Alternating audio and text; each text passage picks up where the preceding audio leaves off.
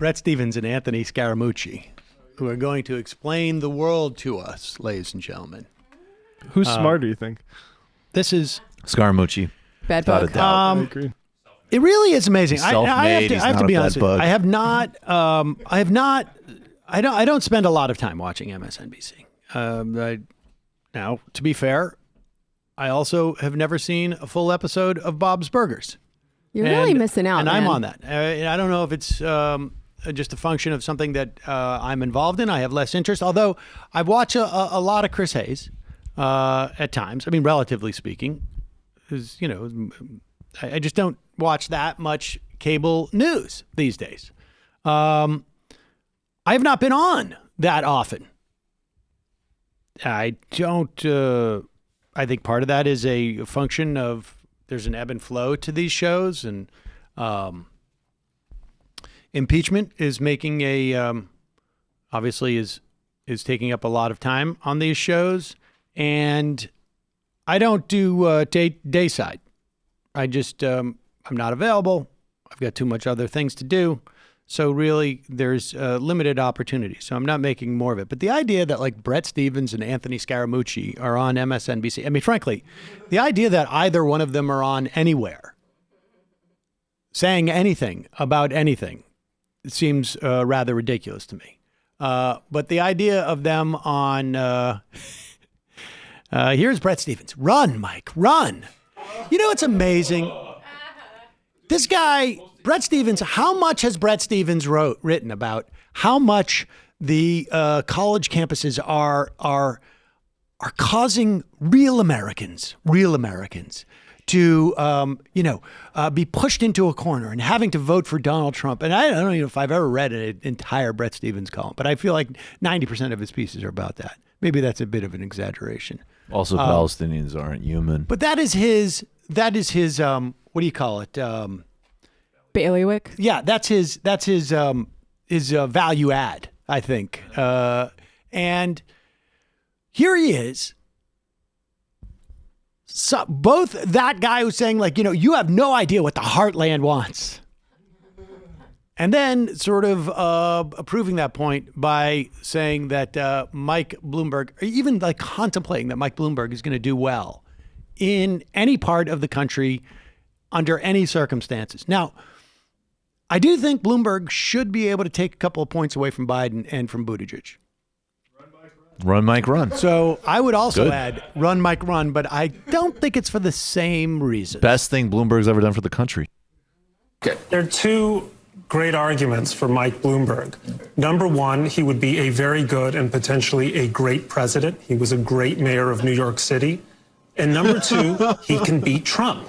And if your number one priority as a Democrat is to beat Trump with someone who broadly shares your values, maybe not on everything, but basically shares your values, he can do it. Why? He defeats Trump's money advantage, and he defeats Trump's number one argument against the Democrats, which is whether you love me or hate me, you got to vote for me. And that's what Trump is saying, especially to voters who are afraid of the progressivism of Sanders or Warren, or feel that Biden is perhaps a feeble champion for the moderate Democrats. He has those arguments locked down. So pause it. Hold on for 1 second. Let's just analyze. Okay, I could make an argument that to the extent that Mike Bloomberg was a great mayor of New York, I think he was a great mayor for a narrow set of people.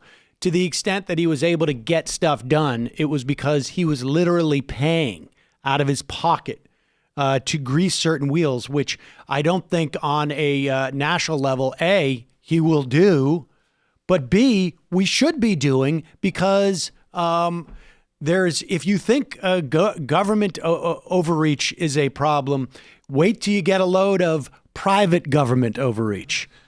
But aside from that, the proposition and the idea that the New York Times would pay this guy whatever sum of money they pay him for him to say things like this that are completely baseless. There is not one shred, one data point that any of us here or anywhere could not just conjure up,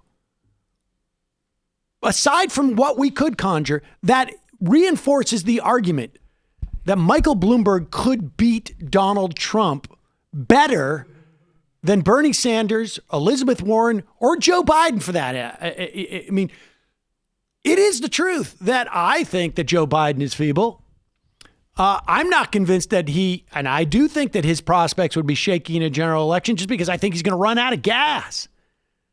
But there's not a shred, not an iota of data. A poll that just went off because any generic Democrat can do well. That his money advantage, Hillary Clinton had a money advantage over Donald Trump. What possible difference does that make? And I'm sorry, the idea that Michael Bloomberg's going to go into Michigan or to Wisconsin or to mid-state Pennsylvania and wrap up votes, that's just, it's possible, but there's no data to support that. And this guy writes for the New York Times. But continue. Champion for the moderate Democrats. He has those arguments locked down. So I think that's a pretty strong case for running for president. Anthony, you know the debate about billionaires. You know a couple, 2 or 3. Yeah. He's a billionaire, 50+ billion.